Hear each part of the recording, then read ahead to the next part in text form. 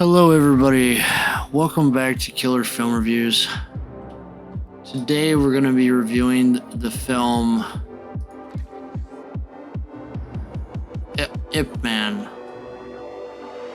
Ip Man is a film which has the main lead stars Donnie Yen. It takes place during the 1930s in Japan, in China, in the Chinese town of Foshan. Ip Man is significant in history because he is one of the main teachers of Wing Chun throughout the 21st century, or 20th century, I should say, not 21st century. You can tell I'm kind of all over the place today, but the movie focuses on Ip Man's struggle under the Japanese occupation during World War II for the most part. Ip Man has like a battle with one of the northern martial artists pretty much at the start of it. Then he comes back around, he has to beat him up again when he's attacking the mill. Ip Man has to basically teach people how to do Wing Chun, which is more of a defensive martial art from what I understand. Wing Chun focuses on kind of rapid movements with the fists for some of it, and the other parts of it is just having a good ready stance. Requires a lot of practice from what I understand. Ip Man is most notably famous for training Bruce Lee, but this isn't the movie where Bruce Lee shows up. Bruce Lee shows up in a later Ip Man. End of number 3, I want to say, and he's in number 4. But I think that the reason why I like Ip Man a lot, the film, is because it teaches you the values of just being humble and just sticking to your own lane. I mean, this guy is just humble as heck. He's offered stuff and he just turns it down. He's like, no thank you. Because he wants to make his own way in life. That's why he resonates with me so much. Because the guy just wants peace. He doesn't like to be involved in all the conflicts, but if he's challenged, he is going to defend himself. Hence, when the guy comes from North China to challenge him or whatever, and he turns around and says, "No, you don't want this," yada yada yada, and he keeps insisting, and eventually he's like called, like, the guy asks him, "Are you afraid of your wife?" And he says, "No, I just respect her," yada yada. And that's the kind of relationships that, we kind of miss out on the modern day, I think. I think that people have grown too accustomed to just modern movements overall. Not saying they're all bad, but it's definitely affected things for sure. Okay, let's see here. What else? His wife, Chen. He has a wife named Chen and a son named Zun.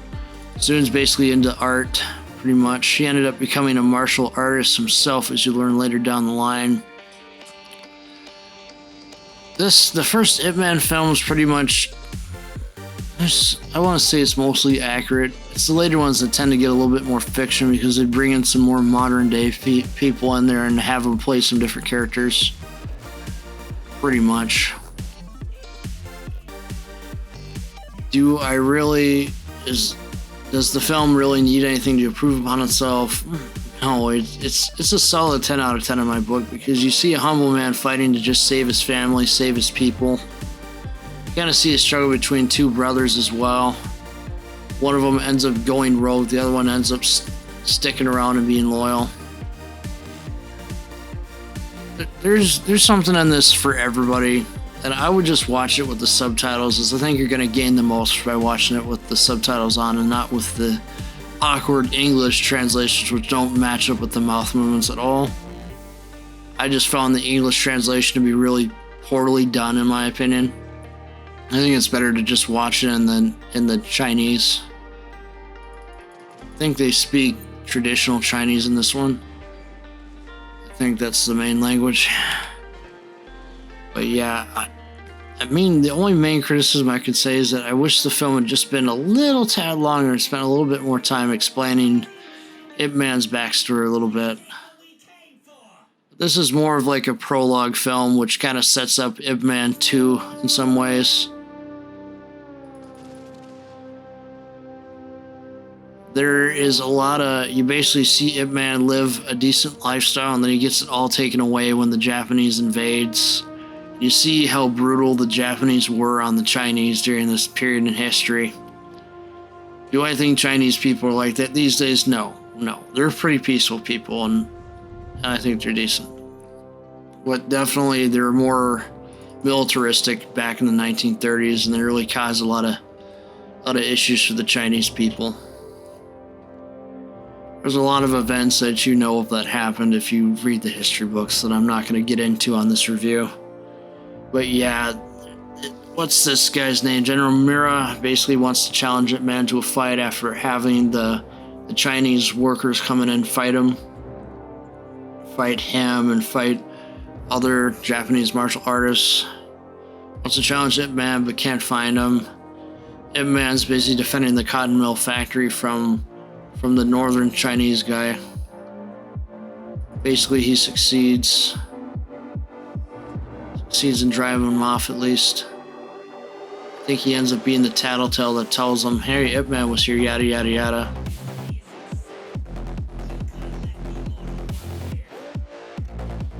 There's a lot of themes that just struggle through war, and I say this often on my Twitter. I just say, hey, why don't you go watch my Lord of War review, or go watch the movie Lord of War, because it really shows you the impact of war. I don't think war should be something that should be praised. I know I'm a little hypocritical when I'm playing a game with Warships, so it's a little different. A little different than running around with AK-47s blasting the hell out of an enemy and all that. I just think that people should follow the minimum age limits on games sometimes. And you gotta keep an eye on your kids in these days and times. There's just too much crud going on. I don't have any myself, but if I had some, I'd be really worried about the current times. Ip Man's times, they had honor, honesty, loyalty. These days I don't really see that in the young people.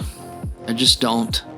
Some of them still have it because they're raised right, but others of them don't, and it's those ones that weren't raised right that cause the most problems. We should be a people that is more selfless and not selfish. And unfortunately, year by year, we're becoming a society which is more selfish. And Ip Man, I believe, can teach people the value of just having honor and actually standing up for something that you believe in. Overall, Ip Man is 10 out of 10 for me. You really can't go wrong with it. And there'll be future killer film reviews, of course. I've just chose Ip Man because I just freshly watched it and it's fresh in my mind. We'll get some other ones out in the near future. But I've been dealing with a lot of IRL issues at the moment, so I've just been trying to take care of myself instead of trying to make myself put out videos when I don't have the energy to put out videos. You know, I'm trying to strike the right balance here because I'm having to pay a lot of bills at the moment and all that. And I'm sure some of you can understand the grind, the struggle to pay bills, pay down debt, all that. So I hope you like this more off-the-cuff Ip Man review. I kind of tried not to drag it down a bit with the reading of the actors and actresses list. There's many talented people that worked on this film. I thank them, and the actors and actresses themselves as well. I think things will get more exciting once I get to review Ip Man 2 and 3. Number 4 I've only seen once, so yeah. We'll just kind of go through those. I'm going to try to go through my notes, see if I can piece together a review for Bullet Train. That'll probably be the next one. Anyway, appreciate you all taking time out of your day to watch me today. Don't forget to like, watch, subscribe, and share the video. Thank you so much.